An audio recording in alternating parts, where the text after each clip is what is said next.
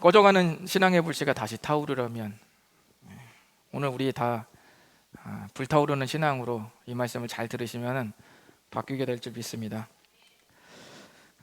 다음에 두 구절을 한번 보십시오. 베드로가 이르되 주여 내가 지금은 어찌하여 따라갈 수 없나이까 주를 위하여 내 목숨을 버리겠나이다. 마가복음 14장 50절 제자들이 다 예수를 버리고 도망하니라.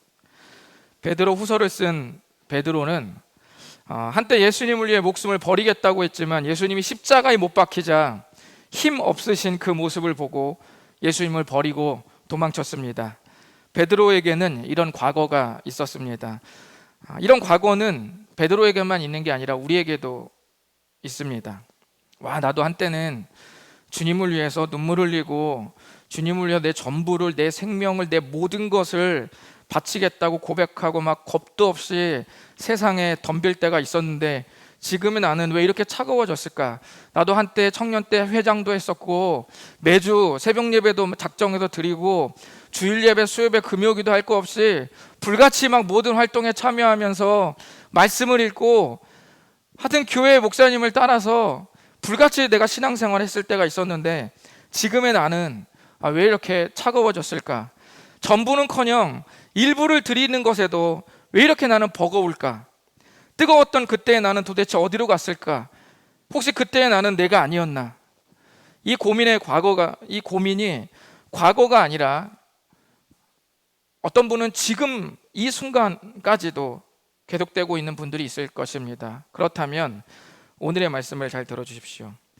그리고 혹시 지금 아주 충만하신 분이라 할지라도 이런 날이 오지 않도록 오늘의 말씀을 잘 들어주십시오. 많은 성도님들은 현재 자신이 냉랭한 신앙일지라도 뜨거워지기를 갈망하지 더 차가워지기를 원하지는 않을 것입니다. 꺼져가는 신앙의 불씨를 다시 타오르게 하려면 어떻게 해야 할까요? 다시 한번 이 아비규환 속 세상에 내 삶으로 신앙을 좀 불타오르게 하려면 어떻게 해야 할까요? 베드로후서의 말씀이 그에 대해 응답합니다. 우리는 지난 시간에 베드로후서라는 편지가 거짓 가르침 때문에 위기에 빠진 그리스도인들에게 쓰여졌다고 말씀드렸습니다. 거짓 선생들은 하나님의 심판의 날은 없으니 현재를 즐기고 현재를 살아라, 현재 네 인생이 최고이니 욜로족이 되라고 부추겼습니다. 그런데 신기하게도 베드로후서 1장에는 이 위기에 대한 언급이 없었습니다. 다만 이 베드로는 처음에 가졌던 예수님을 믿는 그 믿음을 잘 지키라고 강조했습니다. 너가 처음 구원받을 때 예수님 믿었던 그 믿음 잘 지키라고 그렇게 강조했죠. 그래서 신앙의 용광로에다가 우리의 인생을 집어넣어라. 믿음, 덕, 또 지식에 절제를 더하고 절제, 경건, 인내, 형제 외에 사랑을 더해라. 너가 처음 믿었던 그 따끈한 신앙, 그 믿음, 그거 아직 다듬어지지 않은 원석이지만 그 믿음을 어디까지? 사랑까지 결실을 맺도록 좀 용광로에 넣어라. 너 인생을 던져 넣으라고 베드로가 아주 강하게 권면을 했습니다. 오늘 말씀은 그 당부의 연속입니다. 베드로는 우리 신앙이 식지 않고 가장 뜨겁고 순전하게 유지되기를 바랐습니다. 그런 마음으로 첫 번째 당부합니다. 다시 신앙의 불씨가 타오르기 위해 베드로가 무엇을 당부했을까요? 첫 번째는 하나님의 약속을 끊임없이 생각나게 하라는 거예요. 끊임없이 생각나게 하라. 우리 12절 한번 읽어보겠습니다. 시작. 그러므로 너희가 이것을 알고 이미 있는 진리에 서 있으나 내가 항상 너희에게 생각나게 하려 하노라. 베드로는 진리에 우리가 서 있다고 말은 했으며 우리 예수 믿고 믿음을 가졌으니 또 신앙을 가졌으니 진리에는 서 있긴 있다라고 말하죠. 그렇지만 그럼에도 불구하고 항상 너희에게 생각나게 할 것이 있다고 말씀합니다. 이미 있는 진리는 뭐겠어요? 복음을 말하는 거겠죠. 베드로는 거짓 가르침에 유혹되고 있는 그리스도인들에게 말합니다. 분명하게 하나님께서 약속하신 것이 있는데 그 약속들을 잊혀질 위기에서 다시 생각나게 만들어줄 것이라고 베드로가 자기의 소원을 계속 말했습니다. 그런데 생각나게 해주겠다는 말씀을 오늘 12절에만 말씀한 게 아니라 13절에도 보십시오. 내가 이 장막에 있을 동안에, 이게 살아있을 동안을 말하는 겁니다. 내가 이 장막에 있을 동안에 너희를 깨워 생각나게 하는 것이 옳은 줄로 여기노니. 그러니까 생각나게 해야 된다는 거예요. 그뿐만 아니라 15절에도 보면 내가 떠난 후에라도, 내가 죽더라도, 내가 떠났더라도 어느 때나 이런 것을 너희 머릿속에 생각나게 하려 한다. 이것이 베드로의 아주 간절한 소원이다 라는 것을 지금 말씀하고 있는 겁니다. 그는 이 세상을 떠나는 것을 마치 장막을 벗을 때가 왔다는 표현까지 썼어요. 그래서 14절을 보시면 나의 장막을 벗어날 것이 임박할 알미라. 베드로가 그렇게 간절하게 말한 이유는 뭐냐면 자기의 떠날 날이 얼마 안 남았거든요. 어떤 사람은 이렇게 생각할 수 있어요. 베드로는 자기가 떠날 날을 어떻게 알았죠? 어떻게 임박한 걸 느낄 수 있었죠? 느낄 수 있었습니다. 왜냐하면 복음서를 읽어보신 분은 알겠지만 베드로가 부활하신 예수님을 만날 때 무슨 일이 있었냐면 베드로와 예수님이 대화하는 중에 예수님이 베드로에게 이런 말을 합니다.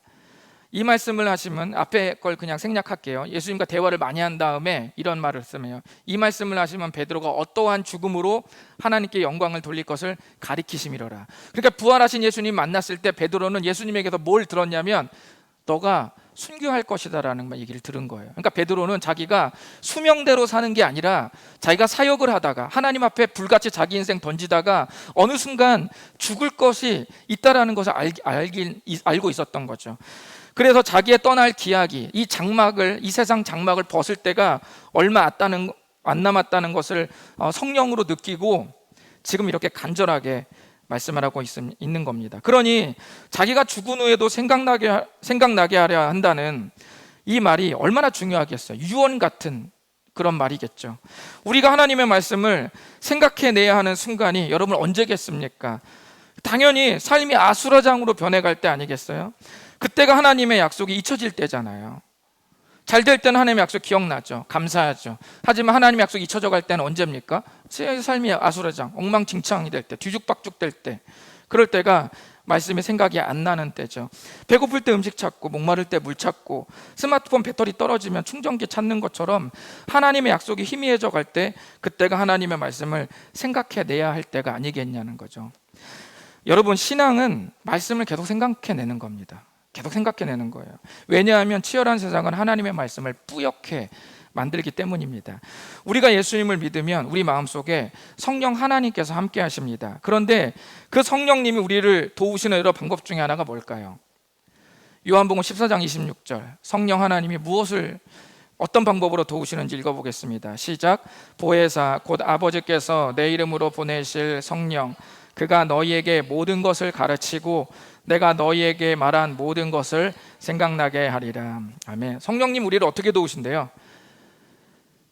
모든 말씀을, 그리고 예수님이 가르쳤던 것들이 이해되도록 생각나게 한다. 예수님께서 말씀하시길 성령님이 모든 것을 가르치고 자기가 가르쳤던 것들까지도 생각나게 하실 것이라고 말씀하셨습니다. 예전에 걸그룹 트와이스의 이 멤버 쯔위가 냉장고를 부탁해라는 프로그램에 나왔습니다. 그런데 그 프로그램에서 이연복 셰프가 만들어준 중국 요리를 이렇게 쯔위에게 해서 먹였는데 쯔위가 그것을 먹고 소감을 말하다가 눈물을 막 이렇게 흘렸어요. 왜냐하면 쯔위가 그 음식을 먹는데 어렸을 때 가족들이랑 그 중국 음식을 먹던 기억이 났고 거기서 엄마가 떠올랐기 때문에, 그래서 눈물이 났다고 얘기했어요. 쯔위가 먹은 음식이 쯔위를 과거의 추억으로 이렇게 보내는 겁니다. 그런데 하나님의 말씀이 생각나는 것은 정반대입니다. 쯔위가 먹은 음식은 그녀를 그거의 과거의 추억으로 보냈지만 힘들 때 우리가 하나님 말씀을 생각해내면 그 말씀의 능력이 오늘 우리에게로 오는 겁니다. 이 반복된 삶의 습관이 아주 중요합니다. 우리는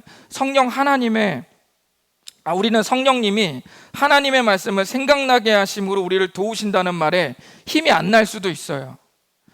아니, 성령님이 도우시면 좀 이렇게 확 도와주시면 좋은데 생각나게 하는 게 과연 도움이냐? 좀 힘이 안 날 수 있죠. 성령님이 종횡무진 활동하시면서 나 괴롭힌 직장 동료 그 다리를 부러뜨리고, 이번 코로나 때 늘어났는데 허리 사이즈 일주일에 1인치씩 줄게 하시고, 로또 사는 것마당 대박 나고, 뭐 그 액션 영화처럼 이렇게 역사하면은 그 얼마나 좋을까요? 성령 하나님 우리를 초자연적으로 들었다 놨다 할 수도 있을 텐데, 왜 하필 그분은 말씀을 생각나게 하시는 방법으로 우리를 도우실까요? 왜 이렇게 잔잔하고도 얇고 길게 우리를 도우시는 것처럼 별것 아니게 이런 방법으로 도우실까요? 그리고 우리는 심지어 이렇게도 말합니다. 목사님, 말씀을 붙들어서 한 개도 안 참아지던데요? 말씀을 붙들었는데, 말씀을 생각해냈는데 한 개도 위로가 안 되던데요? 그거 왜 그런지 아세요? 저는 아는데 그 이유는 둘 중 하나입니다. 첫 번째는 그 말씀을 붙들지 않았기 때문이에요. 첫 번째는 그 말씀을 믿지 않기 때문이고, 둘째는 하나님을 사랑하지 않기 때문입니다. 사도 바울은 고린도 교회 성도들에게 다음과 같이 말했습니다. 우리는 십자가에 못 박힌 그리스도를 전하니 유대인에게는 거리끼는 것이요 이방인에게는 미련한 것이로되 오직 부르심을 입은 자들에게는 유대인이나 헬라인이나 그리스도는 하나님의 능력이요 하나님의 지혜니라. 신뢰하지 않으면 십자가 예수님이 걸리적거린답니다. 그리고 신뢰하지 않으면 십자가는 미련 곰탱이들이나 믿는 것이라고 그렇게 여긴다는 거예요. 그 당대 안 믿는 유대인들과 이방 헬라인들이 그렇게 여겼다는 거예요. 십자가를 아주 거리끼고 아주 미련 곰탱이들만 그 믿는 아주 그 미개한 것이라고 여겼다는 거예요.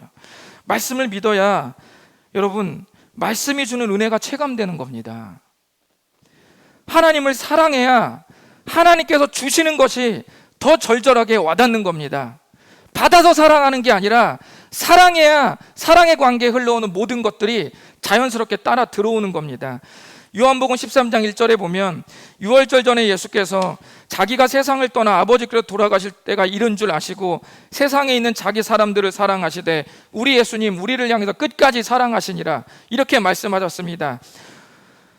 우리는 치열한 삶에도 불구하고 예수님을 향한 끝사랑을 고백할 필요가 있습니다. 시편 84편을 쓴 시인은 이렇게 고백했습니다. 주의 궁정에서의 한 날이 다른 곳에서의 첫날보다 나은즉 악인의 장막에 사는 것보다 내 하나님의 성전 문지기로 있는 것이 좋사오니. 이거 시입니다. 신학을 공부하지 않은 여러분일지라도 이 시에서 가장 직관적으로 느껴지는 것이 뭔가요? 하나님을 너무 사랑하고 있잖아요. 이 러브레터처럼 느껴지지 않으세요? 당신하고의 하루가 다른 사람들하고의 첫날보다 난 더 원한다. 당신 없이 엄청난 펜트하우스에서 사는 것보다 당신과 길바닥에 나 앉더라도 난 거기서 함께하는 것이 더 낫다. 여러분, 이 시에서 시인이 하나님을 얼마나 사랑하는지가 느껴지지 않으세요? 여러분, 누군가 여러분을 짝사랑하면 우리 직감적으로 느끼잖아요. 뭐 자꾸 자기를 쳐다보는 시선이 느껴지고, 저쪽 보는데 어떤 형제가 자기를 쳐다보는 게 느껴지고, 뭐 그런 거 있죠. 자꾸 말 걸고 주말에 뭐 하냐고 자꾸 스케줄 자꾸 조사하고 그러지 않습니까? 물론 저는 그런 적이 없어서 모르지만 여러분은 뭐 다 알잖아요. 아시죠? 네, 알지 않습니까? 여러분이 여러분의 영혼을 쳐다보시고 한번 느껴보세요. 내가 정말 주님을 사랑하는가? 나는 정말 말씀을 신뢰하는가? 한번 확인해 보십시오. 만약 자신감 있게 말하기가 꺼려진다면 오늘부터 성령님, 말씀을 다시 신뢰할 수 있게 해주십시오 라고 기도하시기 바랍니다. 그리고 정말 주님, 내가 정말 주님을 사랑하게 해주십시오, 그렇게 기도하시기 바랍니다. 그리고 끊임없이 말씀을 붙잡으십시오. 느낌이 없어도 계속 붙잡으세요. 여러분의 느낌 맞은 적 별로 없잖아요. 확실해서 여러분 로또 맞춘 거 다 1등 손 들어보세요. 없잖아요. 여러분의 직감, 여러분의 눈치 다 맞았나요? 별로 맞지 않아요. 그냥 느낌이 그런 적 없어도 계속 말씀을 붙들으시기 바랍니다. 계속 말씀을 생각나게 하십시오. 내 영혼의 홈트 계속 들으시고 성경 읽으시고 싱크대에 말씀 붙여놓으시고 화장실에도 붙여놓으십시오. 시원하게 하리라, 뭐 이런 거 붙여놓으십시오. 그리고 스마트폰 배경화면에도 해놓으시고 카톡 프사에도 종종 해놓으십시오. 별의별 방법을 다 써서라도 말씀을 끊임없이 생각나게 하십시오. 성령님이 말씀을 생각나게 하시는 사역을 중요하게 여기는 데에는 이유가 있는 겁니다. 성령님이 능력이 없어서가 아니에요. 성령님은 자동차도 뽑아줄 수 있고 땅 1000평 만평도 사주실 수 있고 그 어떤 것도 다 해주실 수 있지만, 특별히 성령 하나님께서 우리 마음에 찾아오셔서 내가 원하는 집, 차, 다 아파트 다 구해주지 않으시고 그 수많은 수월한 방법 다 포기하고 성령님이 우리에게 말씀을 생각나게 하시는 이 한 가지 방법으로 우리를 도우시는 데에는 하나님의 깊은 이유가 있는 겁니다. 그 이유는 말씀을 생각나게 하고 생각난 말씀을 붙들면서 힘겨운 과정을 지나가는 것이 그 어떤 것보다도 값진 것이기 때문입니다. 그리고 실제로도 여러분이 체감하든 또 체감하지 않든 그것이 진짜 능력이기 때문입니다. 여러분, 말씀을 끊임없이 생각나게 할 수 있는 삶으로 여러분을 집어넣으시기 바랍니다. 그것이 신앙을 다시 불타오르게 하는 길입니다. 두 번째로, 신앙의 불씨를 다시 타오르게 하기 위해서는 믿음의 디데이를 꿈꾸라는 거예요. 신앙은 디데이를 꿈꿔야 탄력을 받습니다. 예를 들면요, 주님 언제까지 참아야 되나요? 라고 여러분이 너무 가슴이 아파서 슬퍼서 기도합니다. 근데 주님께서 어느 날 이렇게 말씀하세요. 영원히. 에? 영원히요? 이렇게 말하면 어때요? 힘이 쭉 빠지잖아요. 우리의 모든 것이 다 무너져 내려앉는 겁니다. 모든 것을 정리할 그날이 있어야 탄력받고 힘이 있는 거예요. 감사하게도 우리 주님은 우리한테 영원히 참아야 된다고 말씀하신 적이 없습니다. 그럼 베드로후서 말씀을 통해 우리가 어떻게 그날을 꿈꿀 수 있게 되는지 좀 보겠습니다. 여기서부터 조금 복잡할 수 있으니까 정신줄 잘 붙잡으시고 멘탈 챙기시면서 좀 잘 한번 기억 집중해 보십시오. 우리 16절 다 같이 읽어보겠습니다. 시작. 우리 주 예수 그리스도의 능력과 강림하심을 너희에게 알게 하는 것이 교묘히 만든 이야기를 따른 것이 아니요 우리는 그의 크신 위엄을 친히 본 자라. 강림은 내려오신다는 의미입니다. 이게 내려온다, 내려올 강자, 이렇게 임재하신다, 내려오신다는 거죠. 부활하신 예수님이 심판하기 위해서 이 땅에 다시 내려오시는 것을 강림이라고 말해요. 근데 그날이 우리의 디데이잖아요. 모든 것을 정리하고 심판하실 그날이 디데이인데, 베드로는 뭐라고 말하냐면 예수님의 강림하심이 교묘히 만든 이야기가 아니라 사실이다. 근데 그 이유가 뭐냐면 자신이 직접 봤기 때문이래요. 아니, 이게 말이 됩니까? 아니, 지금 이상한 거는 지금 설교를 나누고 있는 이 시대도 아직 예수님이 안 오셨는데 2000년 전에 살다가 죽었던 그 베드로가 자기는 봤다는 거예요. 마지막 심판날, 이거 뭐가 안 맞잖아요, 앞뒤가. 그럼 베드로가 거짓말을 하고 있는 것일까요? 베드로는 좀 더 자세하게 추가적으로 설명합니다. 여기에서 실마리가 풀립니다. 우리 17, 18 좀 길지만 읽어보겠습니다. 시작.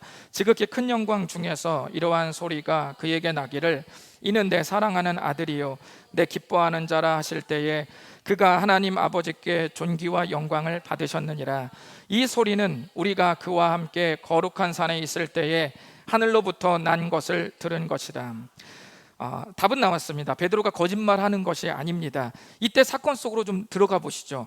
자, 베드로가 지금 편지를 쓰고 있는 이 당대보다 한 30여 년 전으로 더 거슬러 올라가 보겠습니다. 베드로가 친히 받고 들었다는 이 사건은 그 편지가 쓰여지기 30여 년 전입니다. 그러니까 예수님께서 십자가에 못 박혀 죽으시기도 더 전인 거죠. 사역하실 때, 예수님 살아계실 때 말하는 겁니다. 자, 그때 예수님은 베드로와 야고보와 요한 이 세 명의 제자를 데리고 어떤 높은 산을 올라가셨어요. 그런데 거기서 예수님의 모습이 갑자기 변형이 된 겁니다. 변화된 거예요. 예수님의 얼굴이 태양처럼 빛나고 입으신 옷도 광채가 난 거예요. 다른 복음서에서는 도저히 사람이 빨래에서는 이렇게 하얗게 만들 수 없다는 그러한 조금 인간적인 재미난 묘사로도 썼어요. 도저히 이렇게는 안 된다. 이 세상에서는 볼 수 없는 광채다 라고 이렇게 깜짝 놀랐다는 거예요. 예수님에게도 그러한 광채가 나요. 옷과 얼굴에서. 그 모습을 왜 놀랐냐면 예수님께서 늘 함께 하시면서, 그리고 그 이후에 십자가에 못 박히실 때 이리저리 휘둘리시고 찢기고 피 흘리신 이미지와는 전혀 다른, 완전히 파워풀하고 영광스럽고 장엄하며 진짜 왕 같은 이미지로 바뀌신 거예요. 그러니까 제자들이 놀란 거예요. 그때 베드로를 위시로 해서 이 제자들이 이런 예수님을 바라보고 있다가 하나님의 음성을 들은 겁니다. 하나님의 음성을 어떻게 들었냐면, 그 높은 산에서 호련히 빛난 구름이 그들을 덮으며 구름 속에서 소리가 나서 이르시되 이는 내 사랑하는 아들이요 내 기뻐하는 자라, 너희는 그의 말을 들으라. 이 음성을 들었습니다. 예수님은 이 일이 일어나기 6일 전에 근데 이런 말씀을 하신 적이 있어요.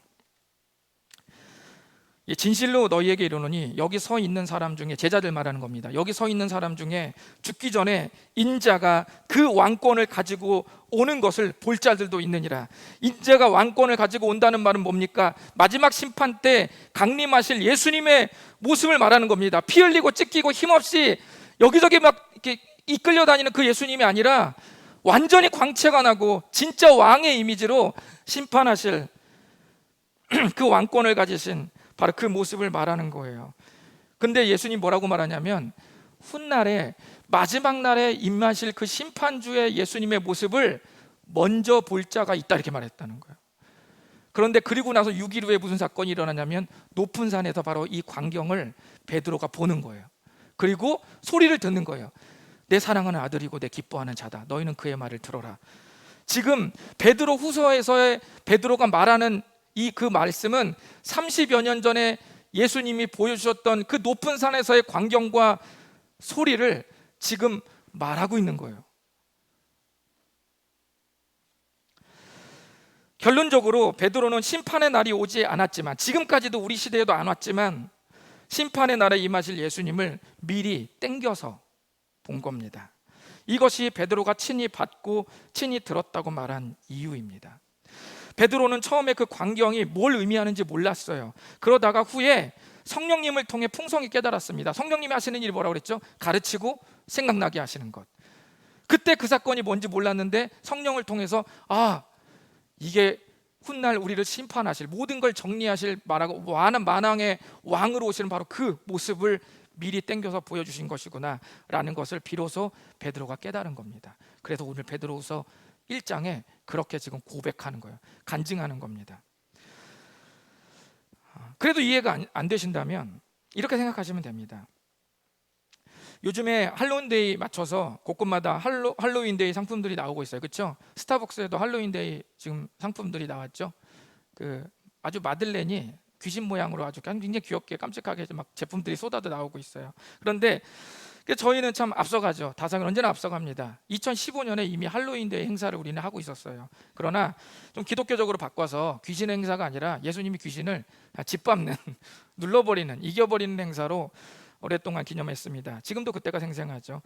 김재영 전사님의 아내인 이혜진 사모님이 귀신의 역할을 그때 감당했었습니다. 저는 본당 옆 예배 전에 청풀실에서 얼마나 분장이 잘 되었는지 확인하러 들어갔다 깜짝 놀랐습니다. 왜냐하면 이런 걸 봤기 때문이에요. 저는 말했습니다. 아이들이 너무 무서워하지 않을까? 그럼에도 불구하고 선생님들은 강행했습니다. 예배 시간은 곧 다가오고 대기하는 선생님들을 뒤로하고 저는 예배당으로 갔습니다. 자, 우리가 이 장면을 베드로의 경험과 좀 맞춰봅시다. 저는 예배 시간에 나타날 이혜진 사모님 변화된 모습을 봤죠. 하지만 아이들은 안 봤죠. 그러나 저는 사모님이 이혜진 사모님 어떤 모습으로 우리 앞에 올 것인지를 미리 땡겨서 본 겁니다. 아직 예배 시간이 되지 않았지만, 예배라는 그 순간은 오지 않았어요. 그렇지만 저는 이미 봤고 그 모습으로 올 것을 저는 확신하고 있었습니다. 이것이 베드로가 친히 봤고 들었으며 확신하는 이유입니다. 베드로가 본 장면도 심판자로 오실 모습이지만 베드로가 들은 음성도 대단히 중요한 것입니다. 잘 보시면 베드로가 들었던 음성의 말들은 모두 구약 성경에서 굉장히 중요하고, 우리를 구원하시고 또 심판하러 오실 주님을 미리 예언한, 수백 년 전부터 예언한 예언한 말씀을 전부 인용한 것들이었어요. 너는 내 아들이라 시편 2편 7편에 말한 거는 이 메시아가 다시 올 것에 대한 여러 말 중에 하나였죠. 그리고 이사야 42장 1절은 내가 붙드는 나의 종, 내 마음에 기뻐하는 자, 이건 뭐냐면 고난받을, 훗날 우리를 위해서 고난받을 하나님의 메시아에 대한 예언이 담긴 장이에요. 거기에서 뭐라고 불렀죠? 그 종을 내 마음에 기뻐하는 자. 시대가 흘러 우리는 하나님이 예수님을 사랑한 아들이고 기뻐하는 자라고 했구나 라고 생각하겠지만, 당시 구약을 알고 있는 구원받은 이스라엘 사람들에게는 엄청난 울림을 주는 큰 근거였습니다. 이렇게 확실한데 거짓 선생들은 심판의 날, 그날이 없다는 거예요. 욜로, 그냥 현재를 살으라는 거예요. 미래는 없다는 거예요. 오늘만 살고 죽으라는 거예요. 그런 마음으로 살라는 거예요. 너가 내일 교통사고도 죽을 줄 어떻게 하냐는 거예요. 접근 붙지 말라는 거예요. 그냥 네가 하고 싶은 걸 다 하라는 겁니다. 그게 그 당대 거짓 선생들이 외쳤던 말들입니다. 그 행태는 베드로서 2장에 가면 정확히 나옵니다. 그 행태가 어떻게 확장되고 아주 폐륜적이면서 음란하게 뻗쳐가는지를 그대로 다 재현이 됩니다. 이렇게 확실한데도 그들은 그렇게 말하고 있는 거예요. 그래서 베드로가 말하는 겁니다. 확실히 받고 확실히 들었다. 주의 날은 있다. 심판의 날은 있다. 모든 걸 평정할 날이 있다고 말씀한 겁니다. 19절 한번 읽어보겠습니다. 시작. 또 우리에게는 더 확실한 예언이 있어 어두운 데를 비추는 등불과 같으니 날이 새어 샛별이 너희 마음에 떠오르기까지 너희가 이것을 주의하는 것이 옳으니라. 아멘. 여러분, 얼마나 시적이고 멋있습니까? 구절이 좀 어려우실 수 있는데 그들은 다 알아들을 수 있는 예언을 담은 암시였습니다. 더 확실한 예언이라는 것은 방금 말씀드렸다시피 구약 성경의 예언이 베드로가 보고 들은 것으로 더 확증되는 거예요. 더 확실해졌다는 말이고, 그 약속이 우리 앞으로 비추는 등불이 되어서 샛별이 우리 마음에 떠오르기까지 이것을 신경 쓰면서 살라는 겁니다. 샛별이 뭔가요? 구약 성경에서 별은 약속한 메시아를 의미해요. 그러니까 샛별이 누구겠어요? 예수님입니다. 계시록 22장에 그 별은 예수님을 가리켜요. 그러니까 그 예수님이 다시 떠오르기까지, 마지막 날에 우리를 심판하기 위하여 모든 세상에 임재하실 그 때가 떠오르기까지, 임하기까지 이것을 신경 쓰고 살아라, 그렇게 말씀한 겁니다. 그래서 베드로는 성경을 내 임의로 풀지 말라고 경고했습니다. 거짓 선생들은 자기들에게 유리한 방향으로 성경을 해석했습니다. 자기만의 성경 해석법으로 말씀의 건강한 의미를 계속 왜곡시킨 겁니다. 이 경고는 오늘날에도 유효합니다. 사사로이 푼다는 말은 하나님의 말씀을 자기의 느낌이나 자기의 경험이나 논리로 해석하는 걸 말해요. 그렇게 하지 말라는 겁니다. 성경을 적용할 때 먼저 어떻게 되면 정확하게 해석하려고 노력한 다음 정확한 의미를 적용할 때 힘이 생기는 겁니다. 그 훈련을 우리는 뭐라고 말하냐면 큐티 또는 묵상 훈련이라고 말합니다. 저는 신학 공부를 안 해서 말씀이 맞는지 틀린지 잘 모르는데요, 아니에요. 왜냐하면 하나님께서 성경을 글로 주신 이유가 있습니다. 앞뒤 문맥을 잘 보시면 완벽하게는 우리가 알지 못할지언정 하나님이 말씀하시려는 중심 사상, 중심 그 의미는 얼마든지 우리가 알 수 있게 성경에 쓰여졌습니다. 베드로가 심판의 날이 확실히 있다고 말한 근거는 사사로운 개인의 느낌이 아니라 구약 성경 전체를 아우르는 예언의 맥과 일치되는 것이었어요. 그렇게 보니까 심판의 날이 확실히 있다는 말입니다. 여러분, 우리의 디데이는 어떤 날입니까? 주의 날입니다. 심판의 날입니다. 내 생일, 내가 원수 갚는 날이 아닙니다. 우리의 믿음의 디데이는 심판의 날입니다. 여러분, 우리가 디데이가 있어야 사실은 힘이 나요. 군인들 제대할 날 바라보고 참는 겁니다. 군인들에게 말합니다. 너희 제대할 날이 없어졌어. 깜짝 놀라죠. 이게 무슨 일이지? 네. 직장인들 월급날 보고 달리는 겁니다. 직장인들에게 말합니다. 월급을 이제 안 주게 됐어요. 이제 봉사활동으로 바뀌었어요. 봉사활동이라고? 이게 뭐지? 완전히 뭐 멘붕 되는 거예요. 디데이가 있어야 힘이 나는 겁니다. 디데이가. 신앙도 디데이를 바라봐야 힘이 납니다. 거짓 선생들은 그날이 없다고 했고, 베드로는 건강하게 성경을 해석하면 그날이 있다고 말했습니다. 살다 보면 우리는 크고 작은 디데이를 정해놓고 삽니다. 아주 작게는 친구들이랑 제주도 놀러 가는 날이 우리의 디데이일 수 있고요, 또는 자기 생일이 디데이일 수 있습니다. 또는 연휴가 디데이일 수 있습니다. 우리 교회 보니까 은빛자매님은 카톡에 지유가 태어난 지 얼마 지났는지를 이 디데이로 표시했고, 둘째 태어날 아이 출산일을 디데이로 지금 정해놨습니다. 미선자매님 새롭게 거둔 날 퇴사일을 디데이로 해놨습니다.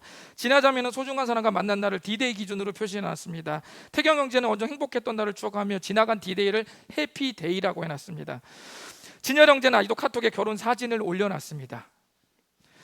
남정희 성도님은 가족과 함께한 그 날을 사진으로 해놓으셨습니다.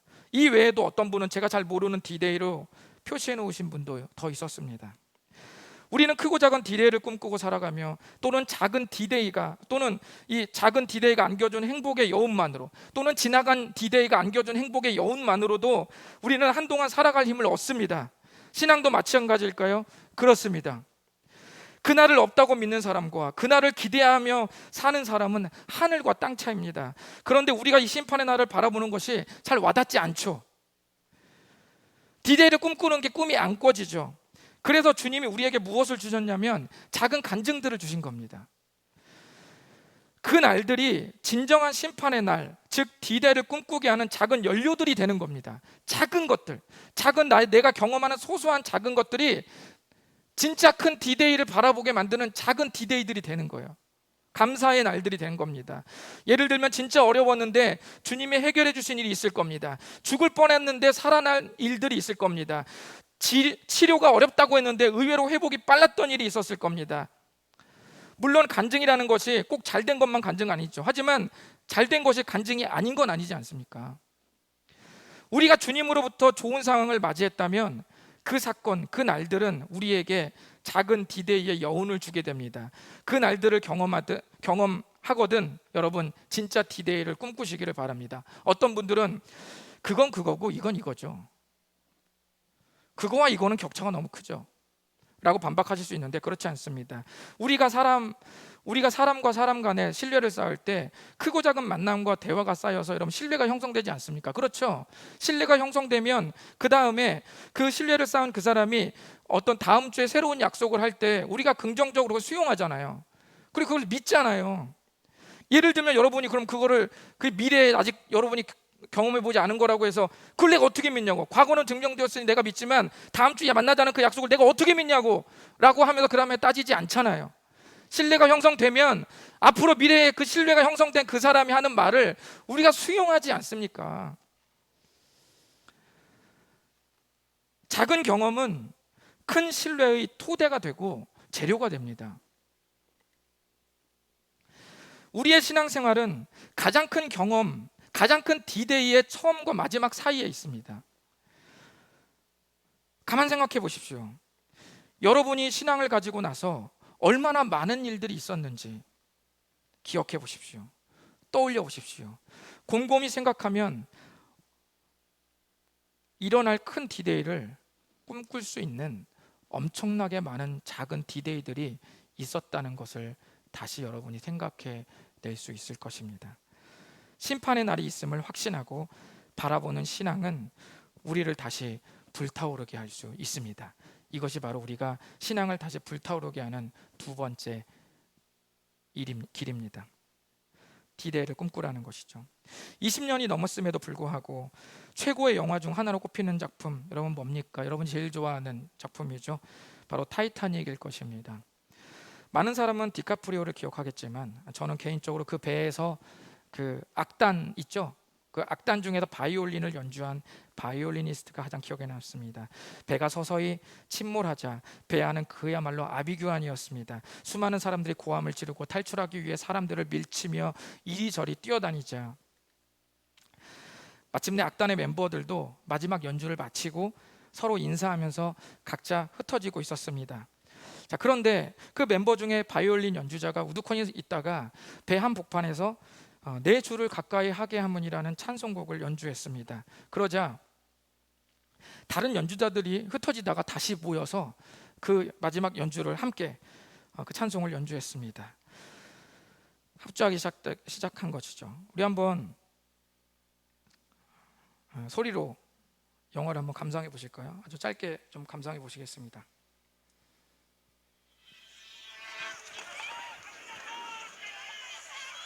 Bon, ça suffit.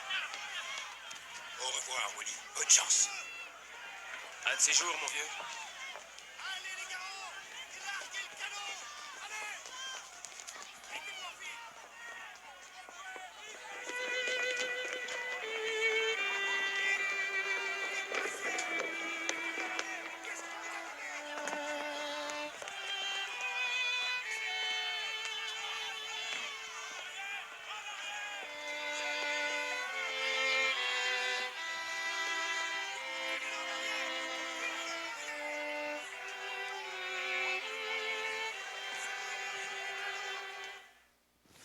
네, 이렇게 계속 이 찬송에 맞춰서 함께 다시 악단들이 모여서 연주를 합니다. 많은 사람들은 이 영화가 대부분 너무 감동적으로 꾸몄다고 생각할 수 있지만 이 바이올리니스트는 실존 인물입니다. 월리스 하틀리라는 사람입니다. 실제 생존자들의 증언에 의하면 이 악단은 공포에 떠는 승객들을 안심시키기 위해 침몰하는 마지막까지 연주했다고 실제 증언자들에게 그렇게 기록이 되어 있습니다. 제가 본 인상 깊은 포인트는 이 찬송이 고요한 중에 울려 퍼진 것이 아니라 저마다 살 길을 찾아 밀치고 짓밟으며 고성이 오고 가는 광란의 틈바구니에서 울려 퍼졌다는 것입니다. 어쩌면 우리가 세상을 향해 드러내는 신앙의 노래는 아무것도 방해받지 않는 골방에서가 아니라 저마다 자기 살 길을 찾아 누군가는 밀치고 누군가는 짓밟는 오늘 이 시대의 세상 속에서 울려 퍼져야 하는 것이 아닌가 생각해 봅니다. 여러분의 신앙은 어떻습니까? 폐륜적 범죄가 만연하고 물질 만능주의, 욜로 문화, 오늘만 살고 죽을 것처럼 살라는 침몰하는 가치 속에서 함께 침몰하고 있습니까? 아니면 침몰하는 세상의 풍조에도 불구하고 불꽃 같은 신앙으로 삶을 연주하고 있습니까? 고린도후서 4장 18절은 말씀합니다. 우리가 주목하는 것은 보이는 것이 아니요 보이지 않는 것이니 보이는 것은 잠깐이요 보이지 않는 것은 영원함이라. 보이지 않지만 보이는 현실보다 더 강력한 하나님의 말씀을 끊임없이 생각나게 하십시오. 말씀이 능력이 없다고 의심하지 마시고 여러분의 사랑을 불같이 키워나가십시오. 그리고 심판의 날이 확실히 있음을 바라보고 살면서 여러분의 신앙을 다시 불타오르게 하시기를 바랍니다. 기도하겠습니다. 우리 시간에 눈을 감고 주 앞에 기도했으면 좋겠습니다. 예수 그리스도의 십자가가 예수님이 자기의 몸을 찢기고 피 흘리셔서 자기의 전부를 바쳐 나에게 영원한 생명을 주셨는데 어느덧 생명을 바쳐서 유산으로 주셨던 그 성경의 말씀은 어느덧 걸리적거리는 것이 되어버렸고 미련 곰탱이들이나 받아들이는 것으로 나에게 치부되기 시작했습니다. 주님, 내 신앙이 언제부터 이렇게 차가워졌을까요? 구원받아서 기쁘다고 그렇게 눈물을 흘리면서 주 앞에 내 가슴을 치면서 무릎을 꿇고 내 평생을 드리겠다고 내가 가진 전부를 주 앞에 바치겠다고 헌신하던 그 아름다웠던 시절은 다 어디로 가버리고 뽀얀 액자 마냥 이제는 지나간 추억, 생각도 잘 안 나는 과거의 기억으로 끝나버린 나의 그 차가워진 신앙, 냉랭해져 버린 그 믿음, 주님 다시 불타오르게 하기를 원합니다. 주의 말씀을 생각나게 끊임없이 생각나는 그 삶으로 나를 집어넣게 주님 도와주시옵소서. 주님, 말씀이 힘이 없는 게 아니라 내가 말씀을 신뢰하지 않았습니다. 다른 것들에 눈에 기웃거리느라 진짜 하나님을 열렬하게 사랑하지 못했습니다. 그러니 주님이 하신 그 말씀도 나에게 미지근하게 다가올 수밖에 없었습니다. 주님, 다시 내 신앙 뜨겁게 만들어 주십시오. 주님, 디데이를 꿈꾸게 해주십시오. 주님, 주님께서 마지막 모든 것을 정리하고 심판할 그날을 주시기 위하여, 그날을 바라보게 하기 위하여 나의 일상에서 소소하게 주셨던 작은 디데이들을 잊지 않게 하시고, 그 작은 디데이들로 쌓여진 신뢰를 바탕으로 큰 주의 날을 꿈꾸며 살아가는 나의 신앙이 되도록 도와주십시오. 내 신앙이 다시 불타오르게 해주십시오. 불같은 열정적인 믿음으로 주님 만들어 주십시오. 다 같이 주 앞에 기도하고 원신하겠습니다.